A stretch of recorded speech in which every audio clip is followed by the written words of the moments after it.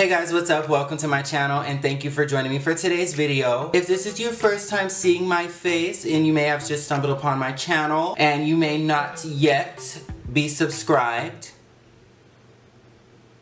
welcome. My name is TylorWithAnO, and for those of you who are returning, already subscribed, already my people, welcome back. Welcome. Go ahead and grab a seat and let's get into today's topic. So I decided that this is going to be a very helpful little series of videos that I'm going to do, and this is something that I definitely feel like I can talk about because I'm very experienced with this, seeing as I am a student and have been a student for the past few years now. I'm in college and I know what it was like my freshman year of college. I know what it was like every year after, and I just definitely feel like there's a lot of helpful insight and advice that I can give as far as surviving the school year. I am gonna make this kind of a series because I feel like I have a lot to say about different aspects of the semester and of college and things like that. Today's video specifically, I kind of want to get into like the before we get into like what we're gonna do in class and things to do outside of class and everything like that. I kind of want to just start off with as simple as scheduling your classes and what really helped for me in terms of picking my classes, things that you need to consider or you should consider or you might want to consider, I should say,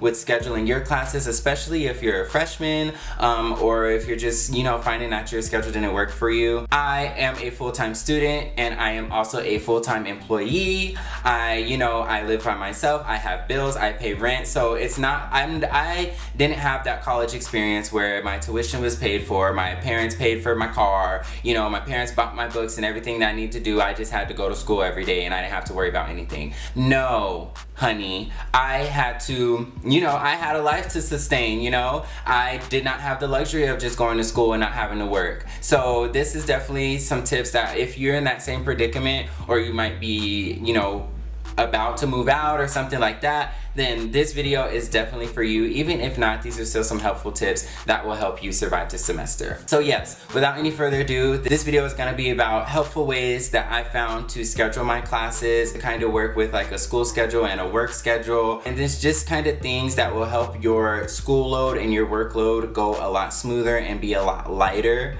in terms of picking your classes and scheduling. Excuse me if I look down, but I did make a list because I end up having a lot of things to say, and a lot of info I can give y'all on how to help you through the school year. So anyways, starting with classes, one thing that I do want to say, and this is what I advise to like my lower classmen or my people going into school their freshman year and things like that, I think it's a great idea to spread out your harder or more dense subjects. You can kind of get carried away freshman year, you see all the options and you get excited and you're just like, oh my god, I want to dance and art and women's studies and Native American history, and you want to tackle the electives because there's so many to choose from and they're so fun, whether you're into business, whether you're into whatever electives there are. I mean, anything technically is an elective if it's not required by your degree, but what I'm saying is there's just so many classes and a lot of them you're like, oh, this will be an easy class, this will be an easy A, this sounds fun. I'm not saying to stay away from those, but my tip would be suggestion number one, and I'm try to refrain from numbering these things because I'm gonna lose track, I already know it,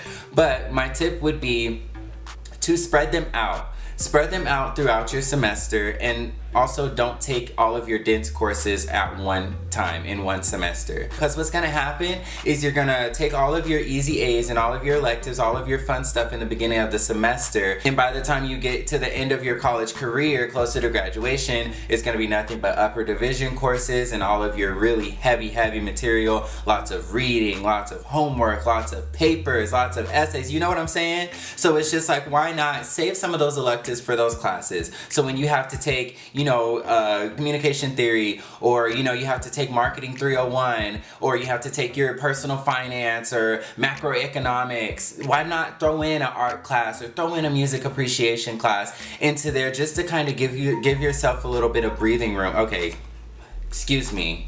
Another tip, silence your phone in class. But yeah, so you get what I'm saying? Like just kind of spread out and don't be elective heavy in the beginning of the school year, in the beginning of the semester, in the beginning of your college career. Spread them out. Plan for your 4 years. I'm not saying that you all have to do that at once, but what I'm saying is don't be selfish, don't be stingy in the beginning of the semester and try to overload all of the electives and everything like that. you know, you have 4 years, 5 years, 6 years, however long it's gonna take you to graduate. There's no rush, honey. But you have a long time to take all the fun stuff. So don't try to get it out the way in the beginning, as tempting as it may be. Okay, so with that being said, it does lead me into my next point with how do you know if the class is gonna be hard or you're gonna have a lot of work? You know, we don't know. I mean, a lot of times you can kind of try to feel and read the course description and see about that. But another tip that I would definitely recommend, I don't even know if they do sponsorships, but this is not sponsored, but Rate My Professor. I don't know if your school or university is on there, but Rate My Professor, I have learned, is a savior. You can, and I'm not just saying to find like the easy A's or to find which teachers are going to be easy or lax graders or things like that, but I'm saying like use that or any other type of one of those resources, even if it's word of mouth from a friend who's already taken the course.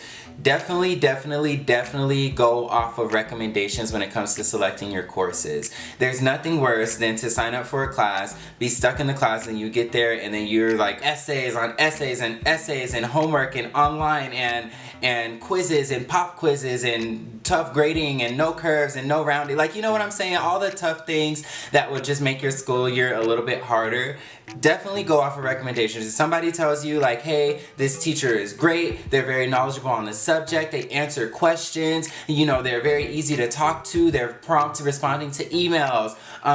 What else are things that you can find that's helpful on there? Whether you need to buy the book or not, which just to be correct, I will say that I definitely recommend buying the book for these courses, and we're gonna get into that later. But there have been some times in some courses where I've went online or per recommendations from my friends, and they said like, hey, I took this class, the professor's gonna tell you don't need the book, or the course says it requires 4 books, you only really need to buy 1, because this one you can find online. Like, you know what I'm saying? So number 2, I definitely recommend taking recommendations for your courses. That is a lifesaver, trust me. So since we're still picking out our courses, one thing that I do want to say, and this kind of goes both ways, but I find extreme value in gaps between my classes. So usually, I don't know how it works at your school, but you have about like 15 minutes in between classes.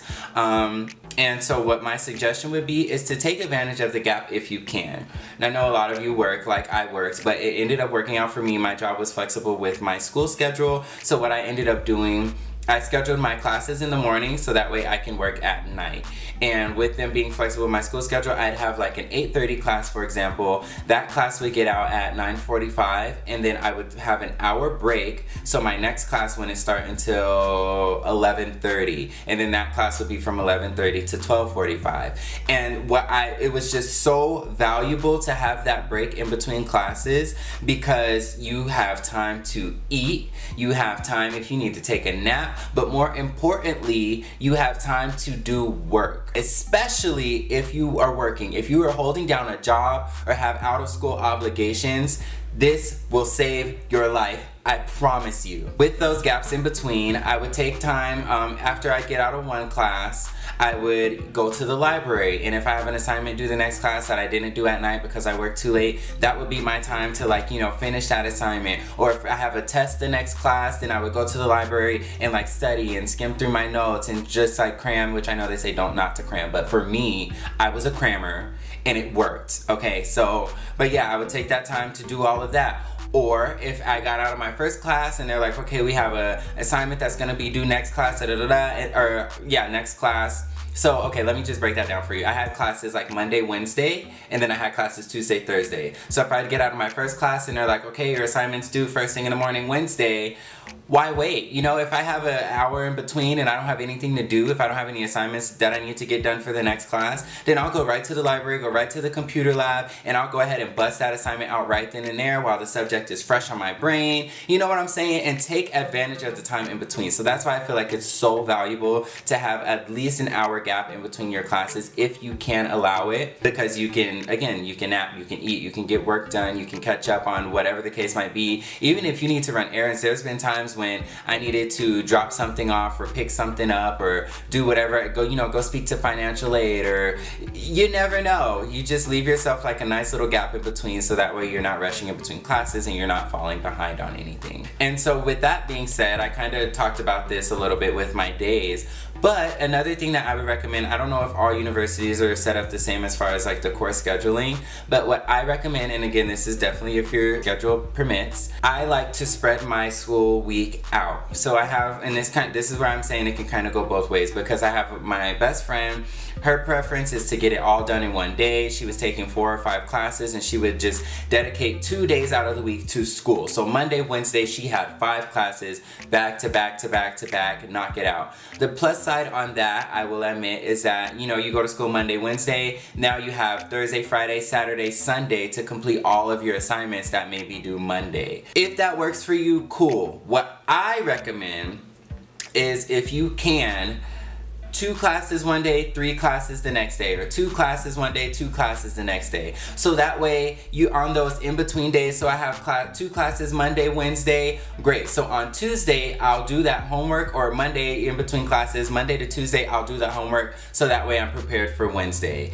And those are the only 2 classes I have to worry about. So that way for my Tuesday, Thursday classes, I can do those homeworks, you know, you get what I'm going, because I'm kind of confusing myself as I'm trying to list these days.